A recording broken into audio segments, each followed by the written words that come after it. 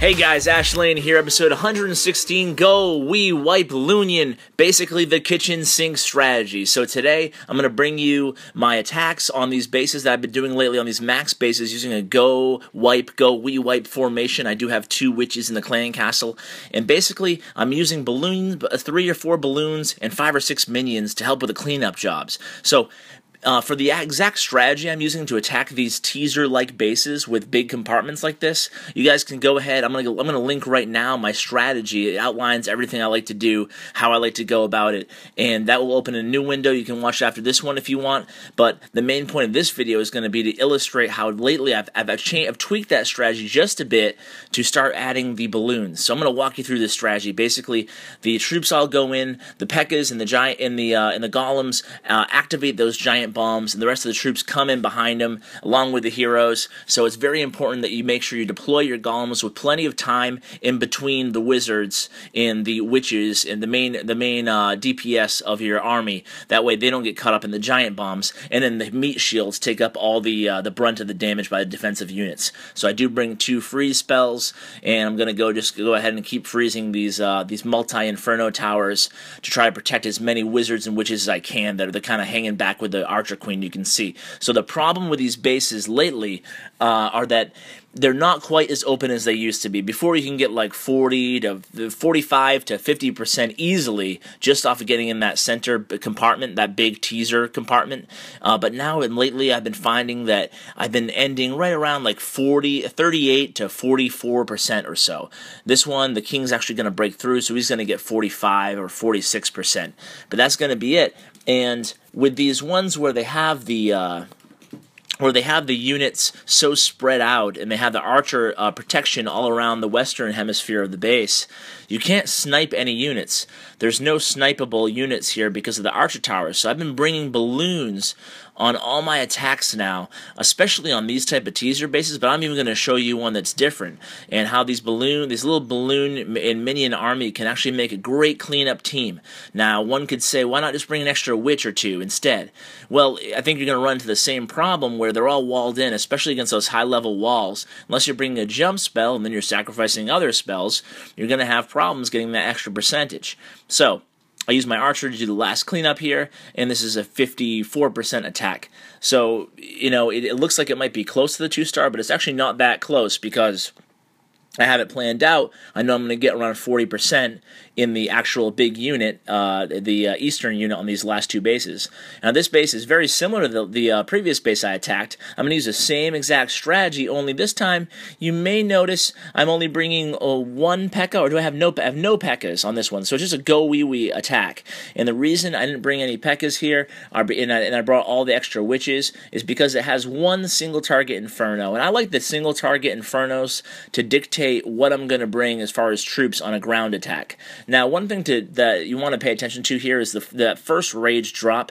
That first rage drop, I didn't drop it right away, and at the same time, I didn't wait too long. You want your troops to be sucked up in that rage, but you don't want to do it too early, because then you don't want your wizards to run past, because it does increase their speed movement too. You don't want your wizards and witches to run past the golems and you get hit by those giant bombs and all that splash damage in the middle.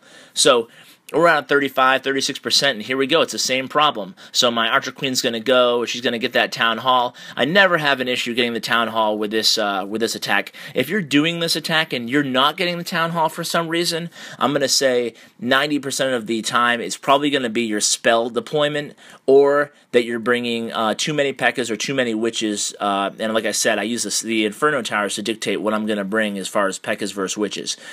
So now I'm at 44%, but I do have my balloons and my minions, and I did keep back a few wizards too.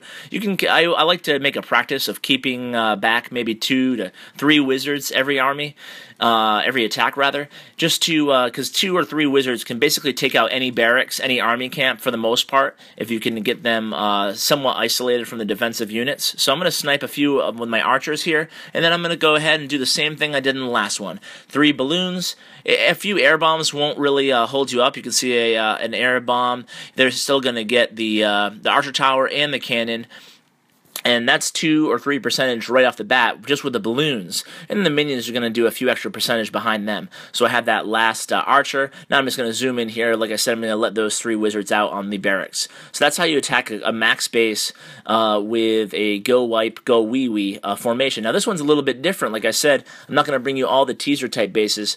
Now this one you could have asked, why don't I go in from the bottom there? Because it is sort of a semi-teaser design, but there is the 2-layer of walls around that town hall. I don't like the 2-layer of walls before that town hall, so I don't consider it a teaser type base, even though there are a lot of units, a lot of percentage in the southern area. So I hit from the north instead, and I'm going to count on these troops making their way all the way to the town hall. Deploy the golems here. Here they come from the north, and it's similar to the, like I said, the 4 golem strategy. I've been using 4 golems lately.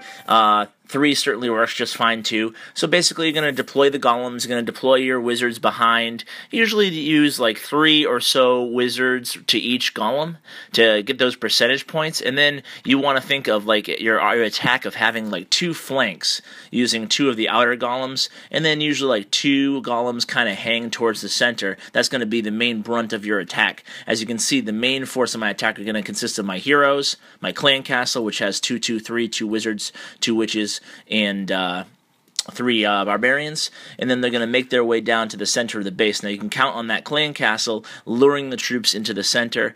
Clan castle, a lot of people don't take that into account. That clan castle can certainly lure the troops. So if you're worried about the heroes getting lost, if they're in range of that clan castle, they're going to go towards the clan castle. So if they were going to go towards the clan castle, I know they're going to go towards the town hall. So basically, here come the heroes.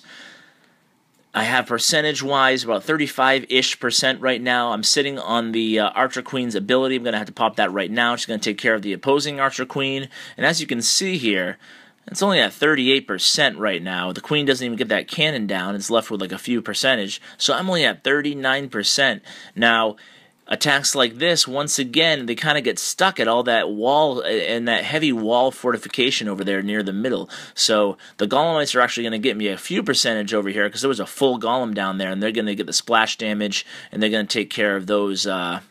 Take care of that wizard tower. So I'm at 42%, and I have 4 archers, 3 balloons, 1 wizard, 4 minions left, and I'm going to throw down the only archer I can right now. She's going to go to work on that elixir pump, and then I'm just going to go ahead and put the balloons down. You can see the 3 balloons take care of that archer tower just fine. Now check out this splash damage by these balloons. I mean, nothing new here, just a regular little mini balloonion strategy. But they end up taking out like 2 or 3 units themselves.